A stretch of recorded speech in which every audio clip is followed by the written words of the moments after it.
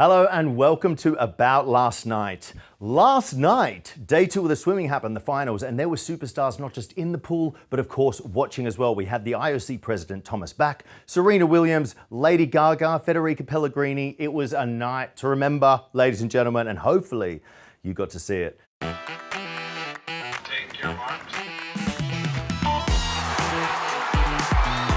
Listen to the crowd. This is a remarkable performance. A world record, Denley.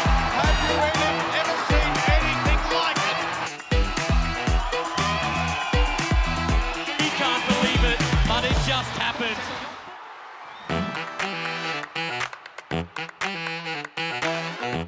Joining me tonight to recap all the action is, of course, the wonderful Bailey Jackson and Pernile Bloom. And we also have our own special guest who's joining us for tonight's show, Kyle Sockwell. Welcome to About Last Night. It's good to be here. It's good to be in Paris. It's a pleasure to have you in Paris. Bailey and I were talking about this earlier. Your journey here has been an interesting one.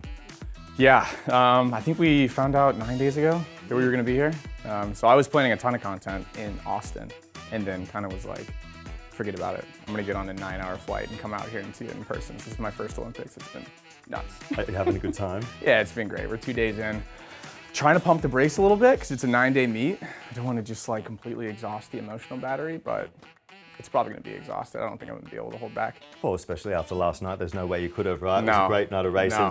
So let's get into it, okay? We're going to start with this men's 400-meter individual medley. The King, Leon himself. What a way to start. Pernille, let's come to you. The atmosphere there, it was epic, wasn't it? It was epic. I've never seen anything like it. The atmosphere was just, it was incredible. And you could really feel that when he got out of the pool, he just took his moment to take it all in. I mean, how incredible to be in that position, winning by so much. And then in your home country, I mean, you don't get much more than that. Yeah, I mean, it was an epic performance. And I think the thing is, for me, it was like there was so many eyes on him, right? Like everyone was expecting big things from him. We've seen it over the last few years. As athletes yourself, someone who has swam, how do you sort of manage that as an athlete and just get your head in the game and do the job that needs to be done? I think, honestly, Leon is just next level right now. He was just completely chilling through his race. And he was still, I think, almost 4 seconds in front of number 2 going into the final. So he's just at a completely different level. So I think in the back of his mind, of course, he's like worried and probably having some doubts like everyone else, like feeling nervous.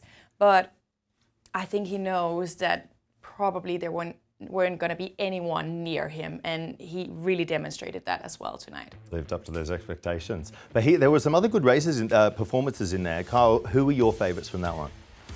I know Carson, and I mean, he kind of had a situation where there was a lot of expectation on him going throughout his entire career. I mean, he was breaking Michael Phelps' national age group record. So when you get like that expectation that early, and then you don't make an Olympic team, now like, all right, how am I, can I live up to it? Can I not? And then in 2024, I mean, it was kind of it was an unreal moment. I mean, knowing Carson personally, it was incredible to get to watch him make the team, but then watching him get to put a medal around his neck at the Olympics in Paris. Yeah. Doesn't matter what color it is at all.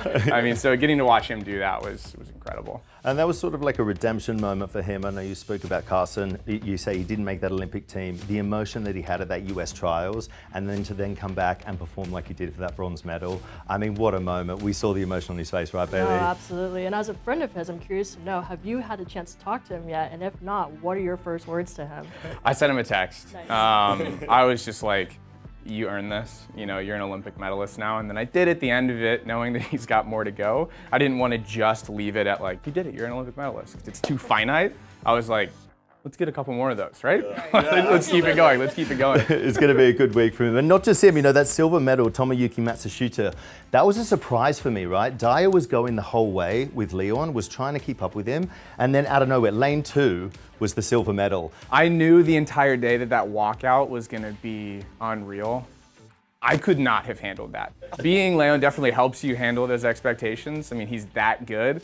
But walking out and hearing that, I would have sprinted the first 50 and forgotten to breathe, and then probably not finished the race. I mean, he was cool, calm, and collected, went sub 4:03 again. Yeah. I mean, I think we're, in this sport, typically we see someone break a world record, and then that's what we're thinking about. that would have broken the iconic Phelps world record from 2008 again. So, I mean, doing that, I mean, the ovations from the crowd, everything, I mean, that was a moment. Starting that night with a bang. And then, of course, we moved into another surprising race, the women's 100-meter butterfly.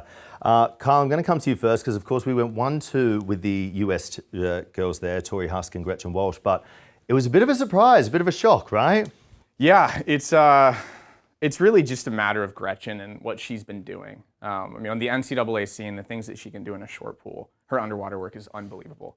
So it's kind of one of those situations. I mean, she broke the world record in the 100 fly long course at Olympic trials, so we don't need to detract from that. But watching her just crush it and crush it and crush it and make headlines over and over and over, you kind of forget how stacked the women's 100 butterfly is. I mean, it really is. And then you've got so many of these athletes. I couldn't even tell you exactly how many in this heat are sub 56. I mean, the world record's 55.1, and it was done by Gretchen a month ago. Yeah. So if you're not 55 mid to low, good luck getting on the podium. Yeah. But I mean, 1-2, Team USA on the 100 fly. And I think, just talking about that race, Torri Huske, all eyes were on Gretchen, but it was like Torri Huske just put together the perfect 100 fly. Like everything went right for her, didn't it, Pernile? Yeah, I would say so. I think Gretchen really took it out. She was looking super strong until just that last final bit. Her arms got short and she's got pretty long arms. Yeah. So yeah, I think she was a tiny bit disappointed, which is understandable. But then at the same time, standing there on the podium with a teammate, I mean, that's better pretty feeling. special. It's hard to be disappointed for too long Yeah, when exactly. you're on the podium like Exactly. that. Yeah, she likes to take it out. She really likes to take it out. I mean, she did the same thing in the final at US trials. She was like close to 3/10 under her own world record place from semifinals. Wow. And I was like, what are we about to see here? And then she got a little tight at the end. And when you have that field like that, Yeah. I mean, someone's just knocking. And it was Torri Huske tonight. And Last night. honourable mentions, of course, going out to Zhang Yufei, who came in third. I mean, she put in a stellar performance last night. We were seeing in that relay, in that third leg of that relay. Like, I think it's shaping up to be a really strong meet for her. So I think as we progress through, especially those butterfly events, she's going to be doing big things. All right, moving into the last final of the night. It was quite an emotional one, I think. The men's 100-meter breaststroke. You talk about stacked fields. Take us through this one. Either one of you, come on. My face was like, Yes. I couldn't believe it. I did not see Nicolo Martinenghi come from the outside. I did not see it. Yes. I was so focused on the middle lanes, and he was just kind of like cruising there on the outside lane. And I must just say, I feel so happy for him. Same. He's always Yeah. been there. He's always such a Exactly. consistent Yes. performer, and he's never just taken that leap into that level. And to do it, all eyes were on Chin as well, which was a surprise. We had Adam Peaty and Nick Fink going a double silver, like iconic. Yeah. The field was so stacked, so to see him have that moment was like, I got quite emotional about it, to be so consistent and to finally get it. Yeah, and the two Dutch guys, they actually looked like they were gonna finish on the podium, both of them at the end. That was Yes. exactly what I was looking at too. I was like, look over there. They completely missed. Nicolo on the other lane. And Pernille, you talked a little bit about the outside lane. He was in lane 7, right? There are some disadvantages to being in certain lanes. Can you walk us through what that disadvantage is and what it takes to battle through that? I think it's just the whole thing that you feel like you're kind of not in the field. So you feel like you're not part of that energy where you can feel that you can really race. So you can't really see what's going on. You don't have the same feel for the race, which can also be an advantage because that means you really have to do your own race. You really have to trust yourself, your plan, your race plan, and really execute that well and just trust that that's enough to take you there. But I think you got to be brave as well. You got to be really cool to do that. And I think that's what he did. Definitely. And he always races so hard and, obviously stuck to his race plan and it paid off.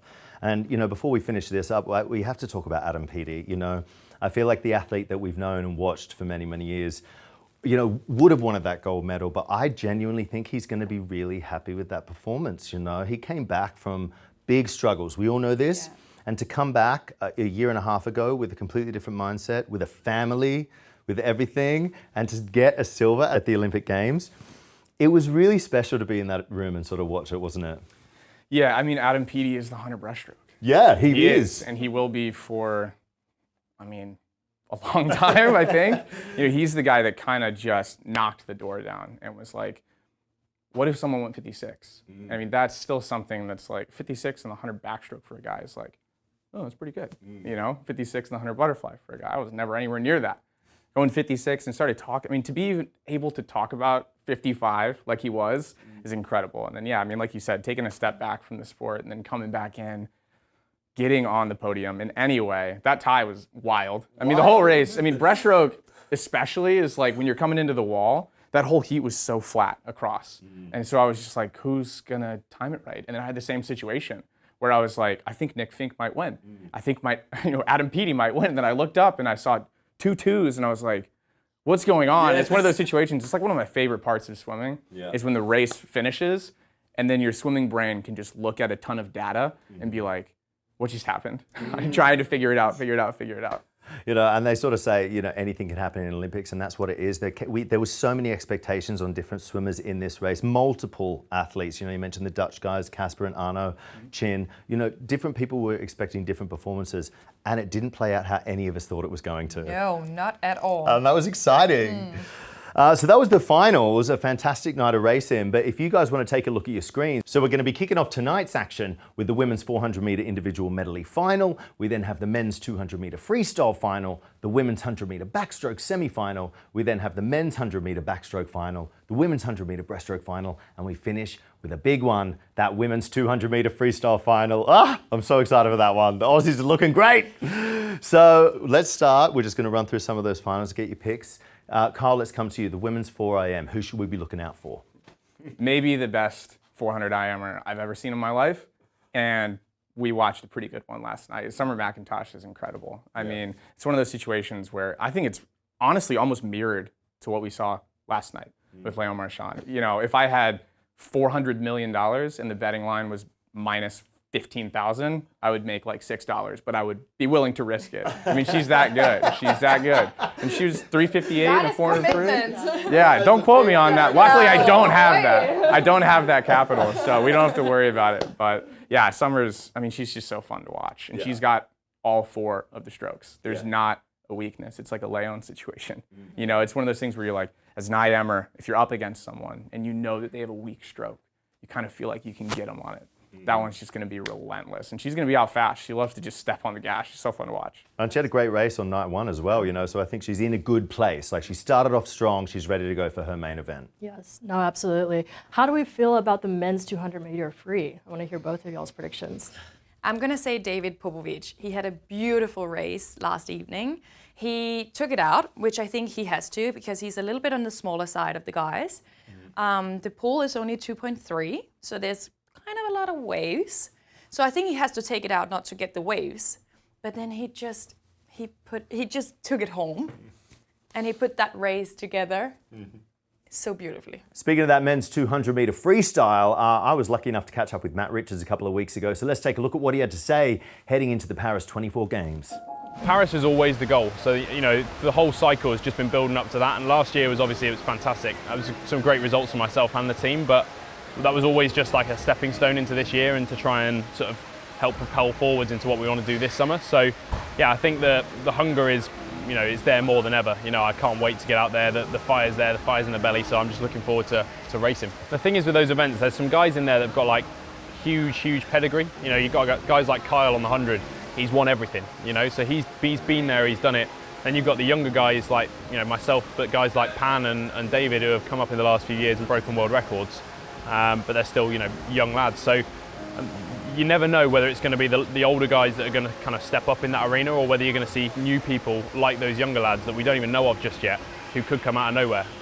But you know, I think everybody out there is going to be fighting for the same thing, and so I'll show them all the same amount of respect and get out there and try and beat them. Right, moving into the next one, it's going to be the men's 100 meter backstroke final. All right, who are your picks for this? That one was surprising. One of those races again where I kind of like jaw-dropping. You think, what just happened there? Zhu Jiayu, I think, was amazing tonight, and for me, it was like the performance was Thomas Chekon. You know, he had a bit of a dodgy run this morning, and he came back. And the Thomas Chekon we saw last night in that the semi-final is the Thomas Chekon we know and love, right? Yeah, I love Zhu Jiayu's backstroke. Yes, it's so good, and he has so much front half speed. His remember- underwater it's was incredible. incredible. It's incredible. I mean, his start is unreal. He was under world record pace at the 50. And I mean, you got a guy like Ryan Murphy in there. You got Thomas Chacon. I mean, you got a lot of guys that could go sub 52. When I watch like backstrokers, it's like, I want it to look like they're wakeboarding on a completely flat lake. And those guys just make it look so easy. Yeah. But then he's a body length ahead. I'm like, those things don't compute. Like, you know he's dying. He's clearly dying, right? He's Like, there's no way. That's actually hurting you a lot. You're making it look like it doesn't, right? One name to mention as well is Johan from France. He did an outstanding job, and also the crowd went crazy, and he came on show right after Leon Marchand. So the crowd was already pumped for him, and I think he knows that it's going to be an amazing final for him. He's a lot to definitely follow, a showman. right? Definitely a showman. He is. Yeah. And I mean, one of my favorite things so far, I know we're just a couple days in, is that crowd. And he amplifies it. He comes out and he's like, yeah, like, let's go. I just remember, like in Tokyo, he smashed the wall. Remember? Oh, He missed the yes. final because yeah. he smashed the wall. He couldn't see. So many great names, obviously a very competitive field. Another one that we are seeing is the women's 100-meter breaststroke. How are we feeling about this race? I see it playing out a lot like the men's 100. I mean, there's so many athletes that I think are all going to be around the same time. I mean, I think Tatjana went the exact same time in prelims and in semis. And so, I mean, I think that like just under like 105, I think we're going to have a ton of like 104.8, 104.9, 105 flat, and it's going to be I'm going to be looking at lane 2 and lane 1 in this situation, right? Because when you come into the wall, if you swim 96 meters, great, and then the last 4 good, and 100 breaststroke, you could go from 2nd to 7th. It happened to me in a race back in the day. Maybe it's a little bit fresh on the mind. So. Still stings. Yeah, Still hit stings. the wall, get in there. Yeah. Moving into that final event of the night, I watched this with you, Pernile. You know, we were cheering them on. The women's 200. It's going to be a great way to finish the night. I'm so excited for it. I think it's one of the races that I'm most looking forward to. I kind of am rooting a bit for Molly. Yes. So sorry, Ariana. But she got her gold. She got her a gold medal. So so I think, and she was just looking so strong. And I love the way she swims the 200.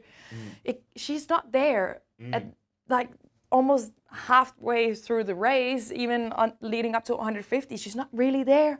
And then suddenly, bam, she's there. Yes. It's out of nowhere. And it's out of nowhere. And you go like, what? What happened? Because I always kind of tend to rule her out. Because I'm thinking, no, there's no way she can make up for that.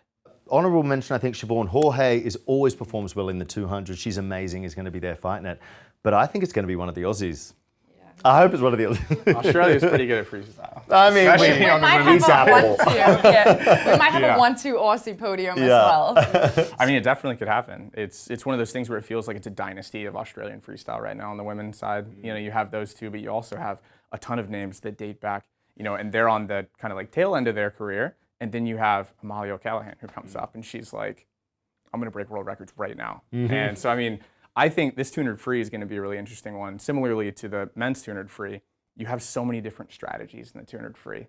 You could have someone that's sitting in 7th and then just hammers that last 50 and blows by everybody. So I wouldn't call it at the 150. I wouldn't call it at the 165. I'm just going to wait until the data comes up, and then I'll download it, and we'll figure out what to do from there. We'll call it at the touch. We'll call it deal, at the touch. deal. Thank you so much for joining us here tonight in the studio, and thank you for joining us online. Stay tuned for the next episode.